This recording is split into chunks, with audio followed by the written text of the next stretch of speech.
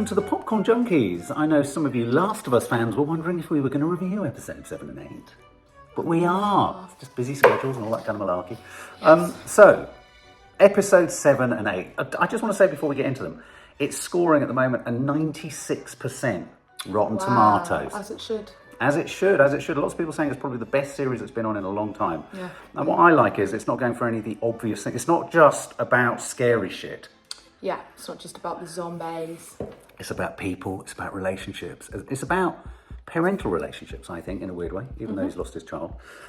So, I think I said before, episode 7, we start episode 7 because we left episode 6. I thought Joel dead. But he's not. No.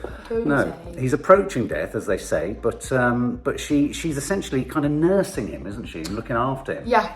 And this was a curious episode. This was another one of those episodes which was really, I thought, about a friendship / relationship and romance between two young girls. Yeah. And I thought it was really lovely. I mean, there were Did we do a flashback? Was it a flashback? It was all in flashback. It was all in flashback. What, even their trip to the? Oh yeah, because of course this is where we discover how she's been bitten. Yeah. I still want to know why she's immune.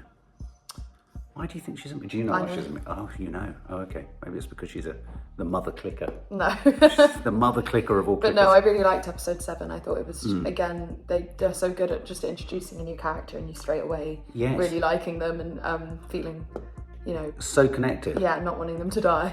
I mean, that's a tribute both to script, storyline, but absolutely to the character actors. Yeah. I mean, every single person they've cast, this is a spoiler review, by the way,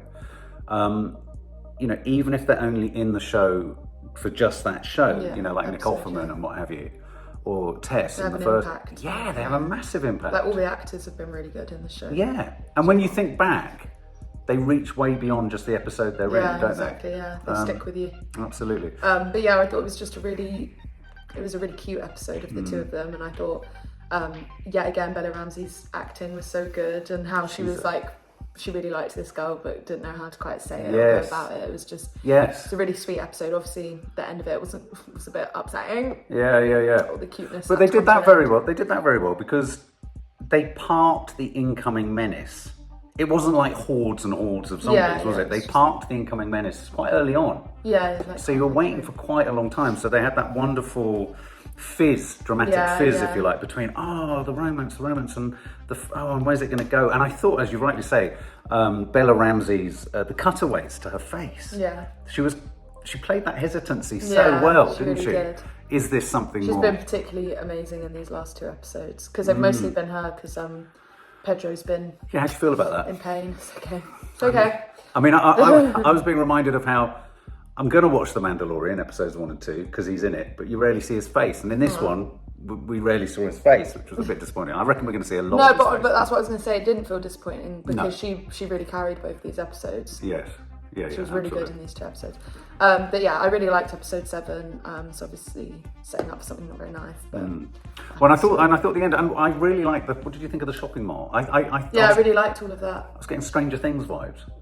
Do you know how there's that sort of 8-track in the 80s? Yeah. But I think, again, the set design, the production design, the feel of abandonment and sort of, dereliction is so good. And sort of seeing things like, what was there, a Gap shop? Seeing familiar shops in this state of disarray are really brought into. And I love the way Riley had parked these treats or presents for her. Yeah. Or experiences and surprises within the context of this battered up shopping mall. And of course, as you say, we get this horrendous final scene in episode 7 where, even though I knew that she was going to be all right, Bella, what they'd cleverly done again was you really were worried. Felt like how in the moment, she wouldn't have known. So. Yeah. So you were hit by that. And of course, the other thing was the Fireflies, which obviously to the uninitiated, I don't know the game, Riley was talked about being part of the Fireflies. They very much feel like and sound like a brutal outfit, don't they? Well, it's like so many things in life.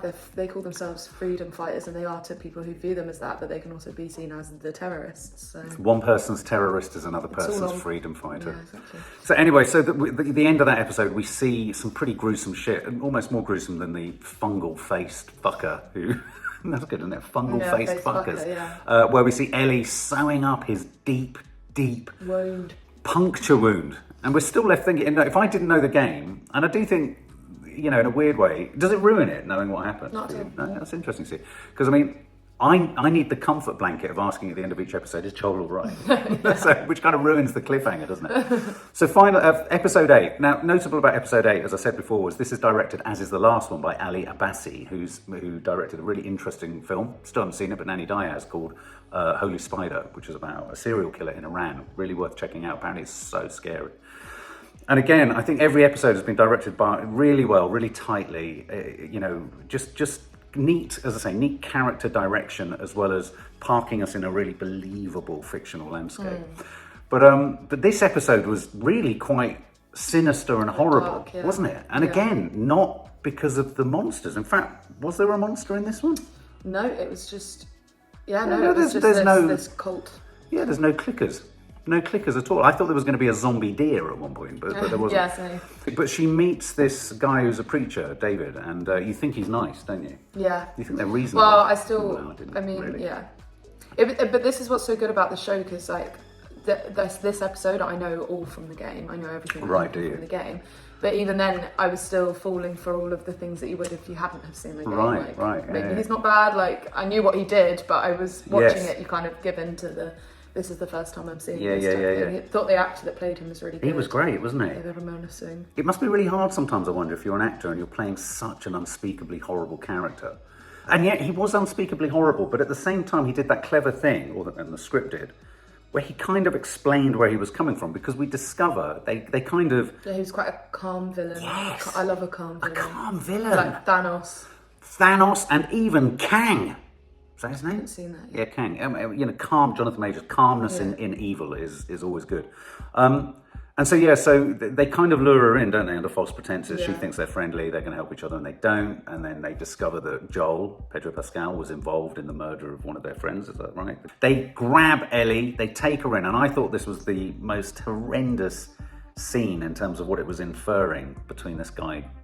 And Ellie, what when he said? He puts her in a prison. Horrible. He puts her in a cell, like a good old-fashioned cell in the westerns. Yeah, and she saw an ear on the floor. Oh, it's an ear. They eat people. They eat people. But he even explained that in a calmly, sort of almost convincing way. Just got to do what you got to do. Got to do what you got to do. Or to quote Love Island, it is what it is. It is an ear.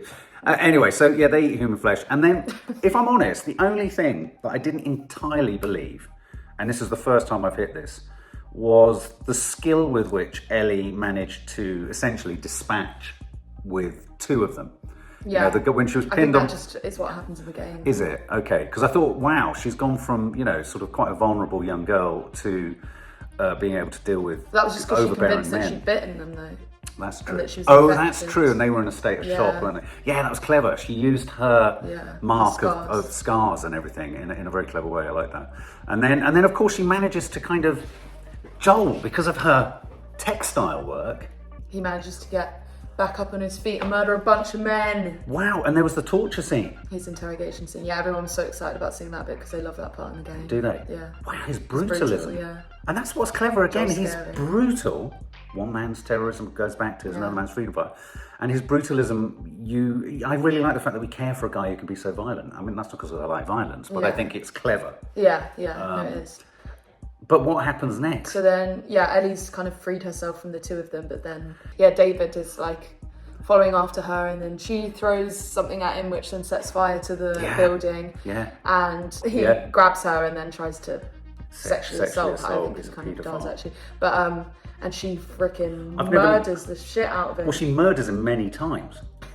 She went in as she should. Yeah, I've never seen the amount of stabbing she did, there will not be any recognisable body left. No. It was hardcore. Yeah, but I would do the same. Yeah. And her acting in that part was just she was brilliant. Phenomenal. Yeah, post-traumatic stress. So that's why this episode, I think, has been viewed the most, because it's such a popular part of the game, Ellie's that moment, because for the rest of the game she's not the same again. Oh right, is this a really real turning point? Yeah. Well, I mean, not surprisingly, massive turning point. Yeah. I was interested because I was saying to Maddie, interestingly, this episode 8, has had the highest number, I think 8.2 million. Highest number of views, of all the episodes, more than the premiere, more than the first episode. Wow. So, you know, rarely happens. Yeah. There's always a slight kind of decline, in viewing figures. But wow. And so I'm wondering whether the kind of, the payoff, the final part of the series is gonna even translate. Yeah, I think I know what is going to go on in that. And if it is what I think it is, then it's going to explode the planet. It's going to end big. Fucking hell. Well, the problem is they've only just... internet. Really?